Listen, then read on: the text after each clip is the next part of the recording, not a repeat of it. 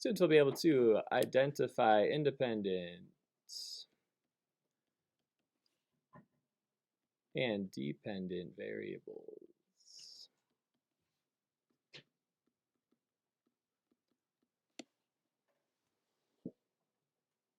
And what's the word after and?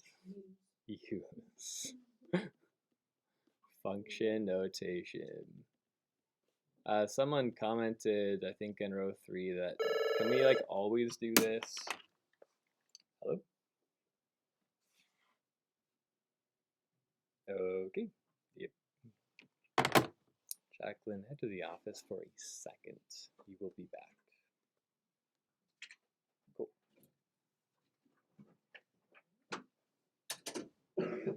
Great timing. So there were a few comments for Kieran, like, this is kind of seems easier than what we've done in the past. And this is really the foundation of algebra. I'm trying to create a little bit like of a base for you guys heading into high school so you have language. This is one of those where the problems are going to seem really easy, pretty simplistic. It's more about understanding just like the setup of this and how it's working. Independent, dependent variables are what you've been using basically in science since when? 4th grade? When do they introduce independent, dependent? 6th grade? 5th grade? You use it in science a whole bunch, but it also comes in play in math. Independent variables are usually going to be your x values. Dependent variables are usually your y values. So when you read a problem, you're thinking in the terms of independent x, dependent y. The x values are usually like time or temperature, and they affect the y in some way. You're going to think about which one is dependent, which one is independent, and then chat with your partner. First example, in the winter, more electricity is used when the outside temp goes down and less is used when the outside temperature rises. Which one depends on the other one? Does the temperature depend on the electricity used, or does the electricity used depend on the temperature? Turn and talk, chat with your partner, and then define independent dependence. Write it down on your paper if you're confident. With your answer. She'll be back. When she gets back, just move back. She is new to our class this week, so she's moving the first morning section. She homeschooled, or she had a lot of the algebra coursework finished before coming to the school, and so it was a good fit for her to get to geometry. I don't know. When did she? Does anyone know when she came to Union Hill? Cool. Okay, cool. Yeah, if you haven't met her, I hadn't met her until last week. Her name is Jacqueline. Introduce yourself. She is a great teammate, and we're glad to have her on our team. Okay, which one is dependent? Which one is independent? We'll go with a 1 dependent, 2 independent. If you think electricity used is dependent, put a 1. Independent 2. Electricity used is what? Show me 1 or 2. Electricity used is, I see a few 2s, a few 1s though. Tanner, what do you think? Electricity used. Correct. So electricity should be 1. Electricity used will depend on how cold or how warm the weather is. That means independent is the temperature outside.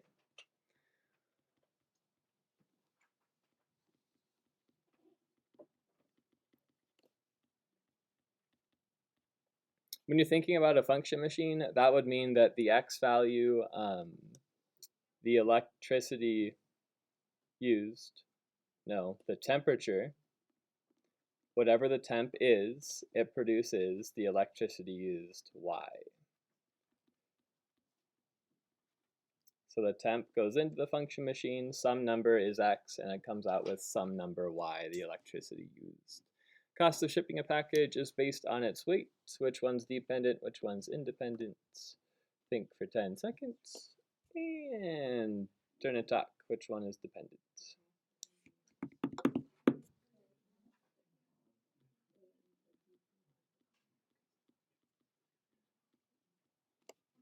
Cost of shipping should depend on the weight. The weight does not depend on the cost of shipping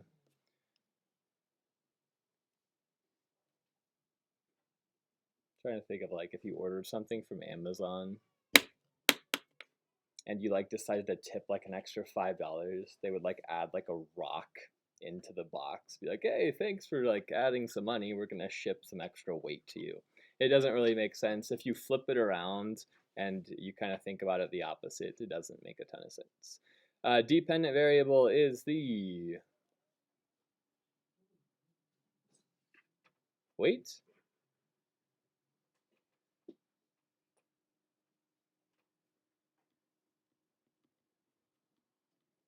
Independent. Did I flip that around? Cost of shipping depends on weight. Last one. Yeah. Faster Tom walks, the quicker he gets home.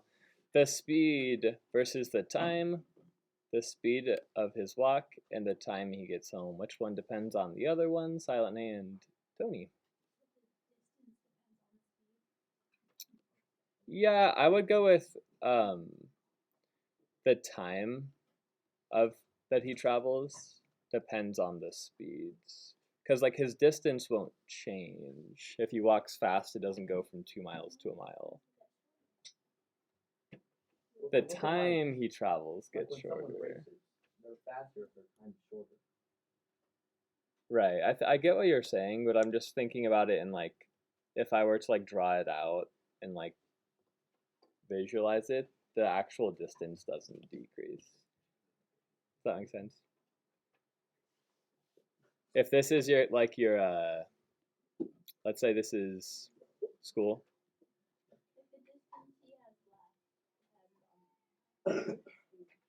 True. Yeah. You could phrase it like that. The distance he has left depends on the speed. We'll go if you want to keep that, Tony, that makes sense. But the time we'll say depends on his speed.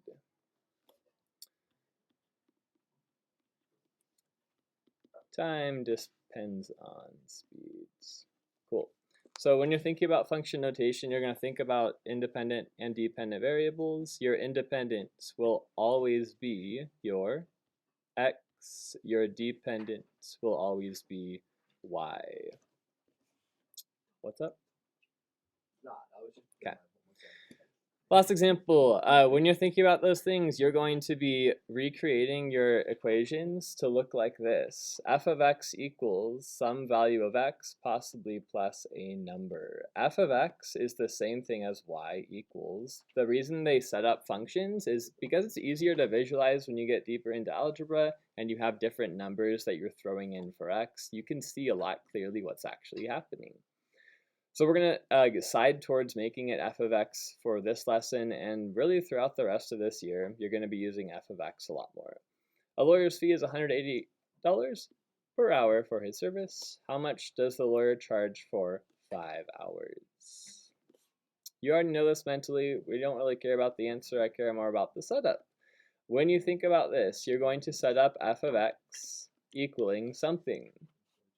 The 180 is how much each hour represents. There is your function. X is the number of hours. Label it. Board of paper, row 2. Quiet. Board of paper. X is equal to the number of hours. So when you have an X value that they give you, there's the X value they want you to work with. Plug that in for X. Here's what it looks like. When you rewrite it, you're going to put function of, and this time it's not f of x, but it's f of 5. What's the function when x is 5? X is now 5. Did any of you guys get a problem like this on the STAR test? F of x. There was one problem where it pops up, and I think Jordan, did you? Yeah, b of 5 or b of x. It could work either way. This is an Algebra 1 term that can confuse you, but now you know it's fairly simple why it moved back. You can solve it. And did you have the answer? 180 times 5 is what? Tony? Cool. So you could write f of 5 equals $900. This is the same thing as y equals $900. They mean the same thing. Tanner. F of 5 is going to be the function. If you have f to the 5th, this is like f sub 5. It's a different thing in algebra, so make sure parentheses are there. Also, obviously, if it's like f to the 5th, that's an exponent. You don't want it to float. So parentheses are the way to write function notation. Kieran, turn. Last one, admission fee at the carnival is $9. Each ride costs $175. How much does it cost to go on the carnival and then go on 12 rides? Set up the function first. There's one thing repeating, one thing that stays the same. What is the thing repeating in this problem, Lexi? 175 or 9?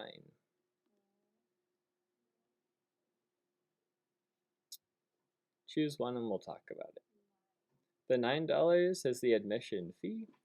When you go into the fair, Lexi, are you going to pay $9 like every time you go in, or do you get a stamp usually when you go out? Usually it's a stamp, so this is probably going to be a one-time fee. The thing repeating, Lexi, if you want to go on a ride and don't get a wristband, do you like pay $175 for each ticket or each like set of tickets? Usually you buy like a big booklet of them. But if you were to like be very inefficient, you could go to the checkout person who's giving you tickets and say, "Hi, I'd like 4 tickets for $175." And then go on another ride, go back to the person and give them $175 again. That's kind of like what's happening in the background here. Yeah, Tanner.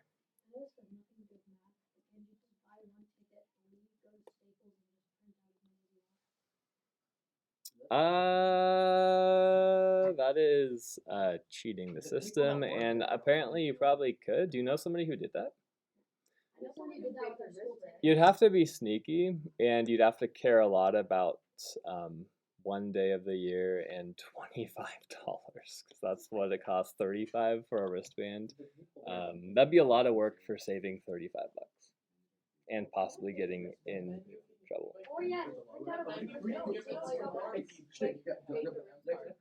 Yeah. I'm gonna pause and just be a moral good person. 3, 2, 1. So if this is repeating, Sasha, we're done with that combo. If this is repeating, we're gonna make that the one next to the variable. X is the number of rides. So f of x equals 175x, and then the 9 is the one-time fee. That's the admission fee, so it's going to go one time on the ends. If you want to know how much 12 rides costs, plug in 12 for f of x. F of 12 is now what you're looking for, the function of 12. 1.75 times 12. Set it up. Today is a good day to work on your decimal multiplication. A few of us got to the STAR test and we're like, wait, I kind of forgot this. It's a great chance to work on it. 1.75 times 12. 2 times 5 is 10. 14 plus 1 is 15. 2 times 1 is 2 plus 1 is 3. 1 times 5 is 5. 1 times 7 is 7. 1 times 1 is 1.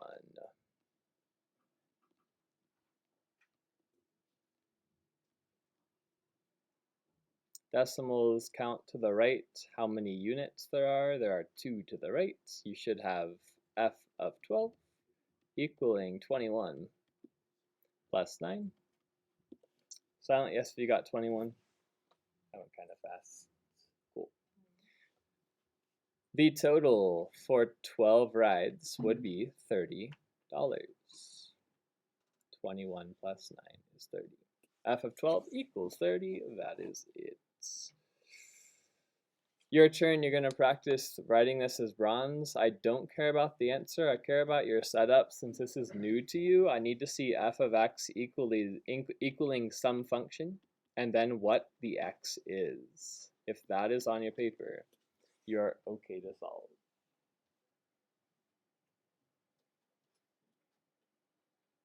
And then, as always, label your variable. X is number of hours.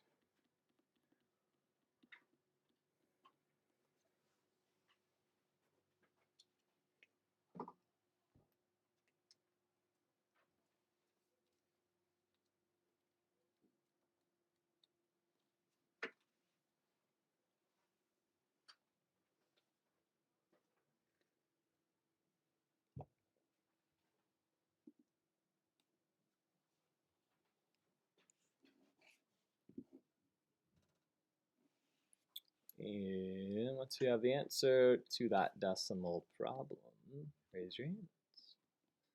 750 times 8. Felix, what'd you get? 16? Or 6? 60? 60 even. Silent yes if you got that. Tanner, do you disagree? You got it? Okay. $60. Yeah. After 8 hours, she earned $60. Pretty cheap for a job. We're gonna go 10 minutes. I'm gonna end with a sprint. We're gonna keep just sprinkling in stuff for geometry readiness. We're gonna practice exponents, kind of like number 3 or number 4 on your warm-up. Start on bronze 1 and 2. Identify independent and dependent variables. Then you're gonna create your functions and solve for 3 through the end. F of x should be on your paper for number 3.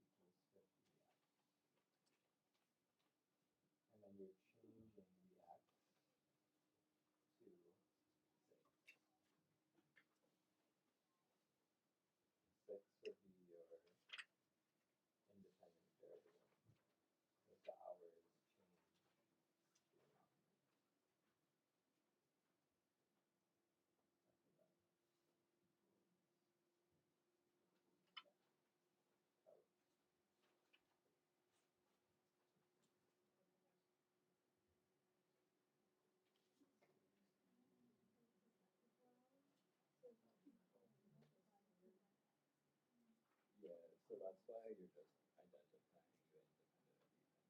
You can't really solve that because you don't know how many hours.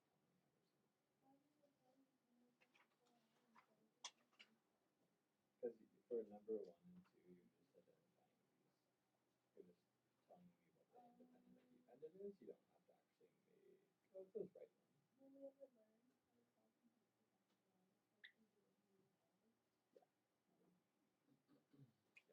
right one. I guess for that one, yeah, just make that. It would have to be like less than or equal to 4 because it's up to 4.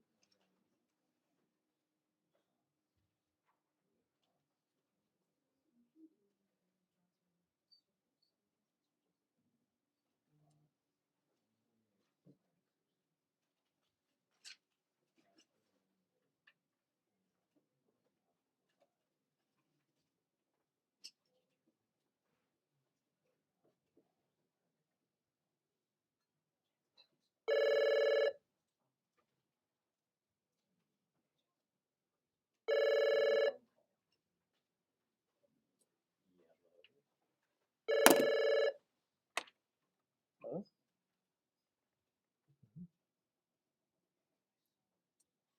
Sure.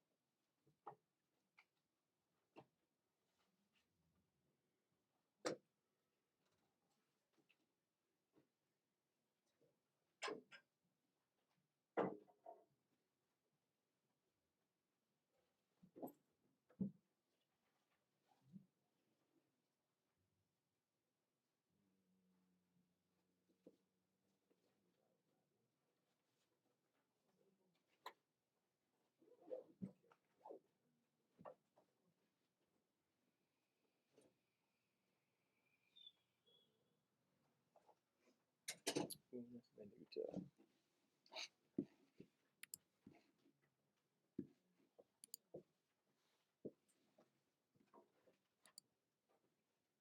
So can I do my homework? Because this, we've been, even if we're saying this in a different way, if we're all honest, this is the same thing we've been learning. Can I finish it quickly? You've wasted 2 minutes of your time. Here's the thing. It's like telling you to do addition problems and giving you like 2,000 addition problems and be like, oh, they're so easy. Why don't you do them? It's not that they're not easy. It's that there's just so many and it's so easy. It's like I'm learning multiplication to how to divide. I'm not gonna change my mind. Cheesy. Cheesy. It's cheesy. What is that?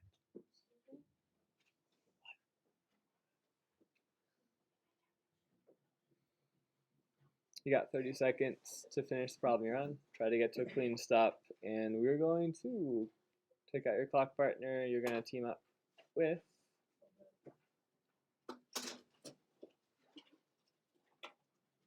if you don't have a partner and I say that number, you're going to raise your hand. If you do have that partner, you're going to point to them.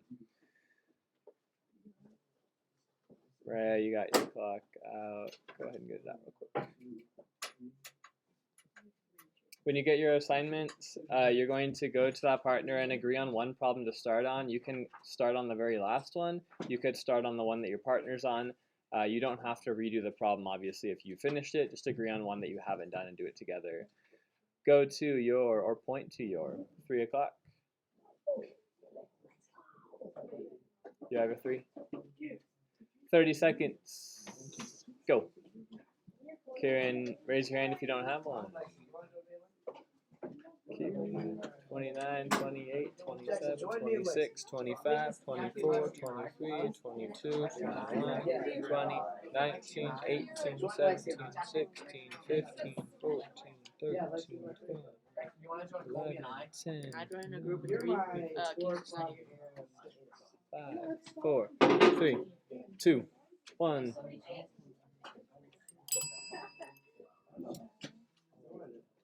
Row 1 is 100% working. Thanks for helping out our team, row 1. We've got 5 minutes, then we're going to finish the sprint. Say 5 minutes. 5 minutes. 5. Kieran, Maddie, and Kingston.